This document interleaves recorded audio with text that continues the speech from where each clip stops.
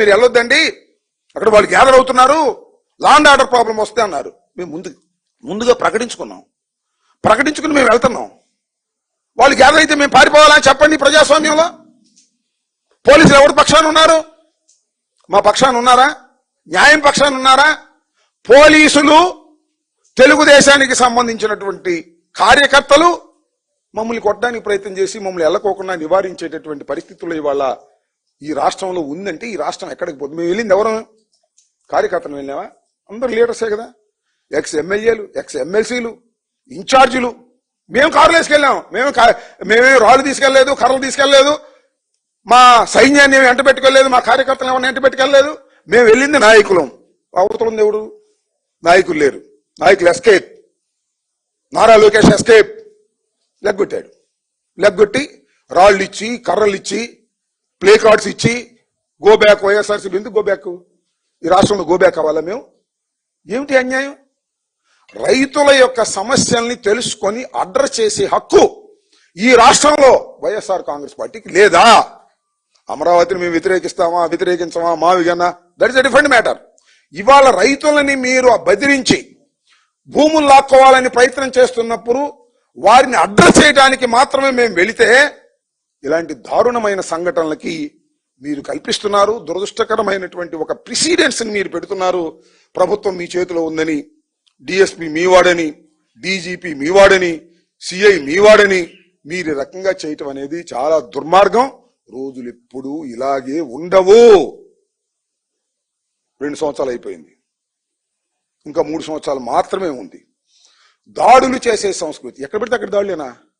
మాట్లాడితే దాడులేనా? ఏమండి, రమేష్ ఇంటి మీద దాడి, కొవ్వూరులో దాడి, మా మీద దాడి, మొన్న మీరు ఎక్కడికి వెళ్తే అక్కడ దాడి. అంటే పోలీసులు మీకు అండగా ఉన్నారని మమ్మల్ని దాడులు చేసి మా మీద కేసులు. మళ్ళా ఖచ్చితంగా చెబుతున్నా, రేపు రాయిసిరింది మాలో ఒకడని చెప్తారు. 302, 307 పెట్టినా పర్లా, పెట్టేస్తారు, ఆశ్చర్యం లేదు. నేను పోలీసు వారికి డిమాండ్ చేస్తున్నా, ఖచ్చితంగా మా మీద దాడి చేయడానికి ప్రయత్నం చేశారు. మీ సమక్షంలో సిఐ అక్కడ ఉన్నాడు, వీరేంద్ర, డిఎస్పీ మురళీకృష్ణ ఉన్నాడు, వాళ్ళ సమక్షంలో దాడి జరిగింది, విజువల్స్ ఉన్నాయి. అయినా మీరు యాక్షన్ తీసుకుంటారా లేదా? ప్రపంచం చూడాలి, న్యాయ వ్యవస్థ చూడాలి, ప్రజలు చూడాలి, రాష్ట్ర ప్రజలు. విజువల్స్ అన్ని చూస్తున్నారు కదా. కొన్ని అంటున్నారు పరస్పరం రాళ్ళు విసుకున్నారంట. ఏబీలో చెబుతున్నారు పరస్పరం రాళ్ళు. మేము రాళ్ళు తీసుకెళ్ళామా? పరస్పరం రాళ్ళు విసుకున్నారు అంటే తోసేశాడు మా మీద. అంటే పరస్పరం అంటే మేము కూడా రాయేసేసినట్టుగా పరస్పరం దాడులు చేసుకున్నారంట. వాళ్ళు నిరసన చెబుతుంటే మేము వెళ్ళామంట. వాళ్ళు నిరసన చెబితే మేము వెళ్ళటం, మేము వెళ్తుంటే వాళ్ళు అడ్డం వచ్చారు. కానీ మాది is a program. Jaganmohan Reddy garu మమ్మల్ని కమిటీ వేసిన తర్వాత రైతులతో 2 సార్లు సమావేశమయ్యి వారి రిక్వెస్ట్ మేరకు మేము వెళుతున్నటువంటి ప్రోగ్రామ్ ని మేము అనౌన్స్ చేసి వెళుతుంటే వాళ్ళు నిరసన చెప్పడం ఏంటి? తర్వాత చెప్పుకోమని, మాకు అభ్యంతరం లేదు. ప్రతి దానికి మేము ప్రోగ్రామ్ ఇస్తే దాన్ని చెడగొట్టం పోలీసులు అడ్డం పెట్టుకుని. ఇది సరైనటువంటి విధానం కాదు. దీని మీద పోలీస్ డిపార్ట్మెంట్ రిక్వెస్ట్ చేస్తున్నాను. చేస్తారో లేదో మీ పాపాలు పండుతీ, గుర్తుపెట్టుకోండి. సక్రమంగా వెళ్ళకపోతే దీనిలో కేసులు పెట్టి వాళ్ళని అరెస్ట్ చేయాలి.